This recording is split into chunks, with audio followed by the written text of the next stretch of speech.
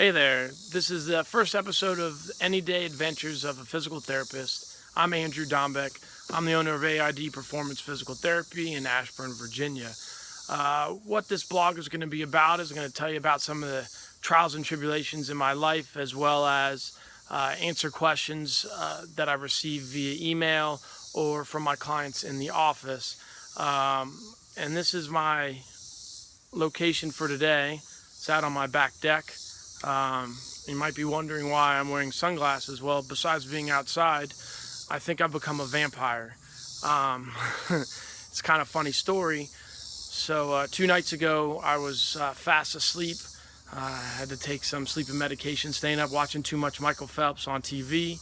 And so my wife wakes me up and she startles me. Oh my God. And she says, oh, there's something flying around in the house. And I'm like, oh, whatever. So I get dressed and I come downstairs and she's like, there it is. And I'm like, I don't see anything. It's just a bug. You're just imagining anything.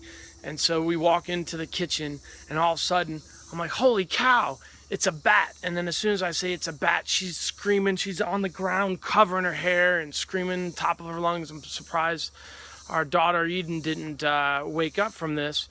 So anyways, she proceeds to hand me a fly swatter and says, here, take care of it. So I'm sitting there, the thing is flying around the house, and I open the back door and I'm swatting at the thing as it's flying around, trying not to hit me, and I'm hoping that, all right, maybe it'll fly out, this will be real easy. Well, I open the door, it doesn't want to go out, and I'm worried, well, I think that's the way it came in, so close the door, and then I chase the thing around, and next thing you know, the bat is flying upstairs and it's up in the top floor, and all the doors are open to all the bedrooms. So I run upstairs and I'm close all the doors, and my wife is hearing plap, pop, pop. I'm sitting there swinging the fly swatter left and right, and I finally get a hold of it and knock it down, and it falls down, and I'm like, all right, now what do I do? So I go and get Eden's waste paper can basket out of the bathroom, and I try and throw it on top of it, and it slips out, and I try and do it again, and it's like partially on the stairs because it moved and it flew away. I'm like, oh great. So now it's flown back downstairs, and we're like, where's it going? Because it's not flying around. It's probably dazed and confused, and I'm still dazed and confused because I was fast asleep and I wasn't awake. And so I see it hanging on the top of the blinds on our bay window, and I'm carrying this big thick plastic waste paper basket, and I'm like, yeah, I don't think Tanya would be happy with me just trying to capture the bat on the window with this. So I said, grab me a garbage bag. And so she gives me a garbage bag, and I go over and I throw the bag over top of it, and I'm closing the bag up, and I'm like, oh, son of a gun, I think it got me. And so I take the bat outside and in the garbage bag, and I let it, release it. And then we come back inside. And I'm like, all right, what do we do next? And of course, first thing it says about bats is if you get bit by a bat, try and capture it so you can test it to see if it has rabies. Well, that went out the window. So then, meanwhile, it's probably 1:30 in the morning, and Tanya's like, well, you got to drive yourself to the ER. And I'm like, what? I'm like, oh man.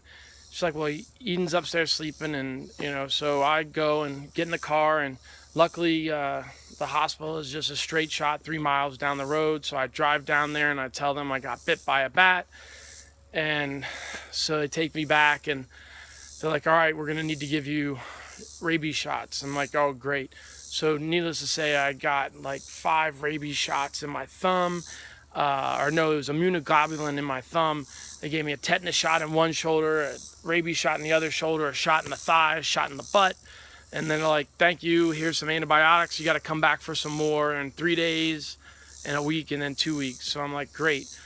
So now my daughter thinks I'm going to turn into a vampire. So I'm wearing sunglasses so I don't burn up.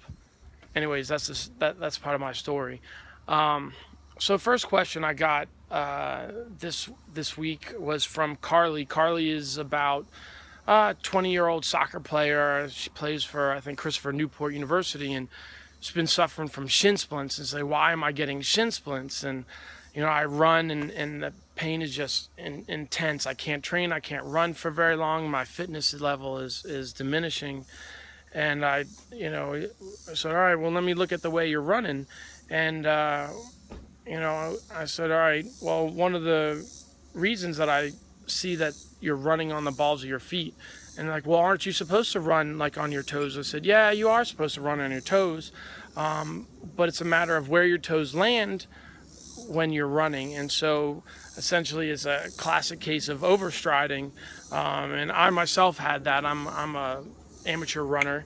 And when I started running again, I started getting these calf pains, and I wore the calf sleeves that you see everybody wearing, and that kind of helped a little bit. And then wound up getting treatment from my staff, and got actually a running evaluation, and same thing. So the reason why you get calf cramps or shin splints while running is that you're taking over strides, and when you overstride, what happens is you're not really pushing off when your foot hits the ground. You are actually, the calf in the lower leg is decelerating your body weight and trying to support your body weight as it comes down. And so your legs just fatigue because all your body weight is coming down on one foot, and it just can't handle the load. So that was, the answer to the question. So needless to say, what this blog is going to be about is you email me, you call the office, and you send me your questions, and I will answer them as to what may be the problem with your current running injury or any other injury that you may have. My name is Andrew Dombek. I'm the owner of AID Performance Physical Therapy. You can call us at 703-723-6758. And you can speak to my lovely office manager, Jackie. She's the best. And we can set you up to answer some of your questions, or you can email in to us at adombek, ADOMBEK, at aidperformancept.com, and we can send you over our free running injuries tips report. So I look forward to speaking to you. This is going to be a weekly blog. Anyways, this is the first episode of the Any Day Adventures of a Physical Therapist. See you next week. Bye.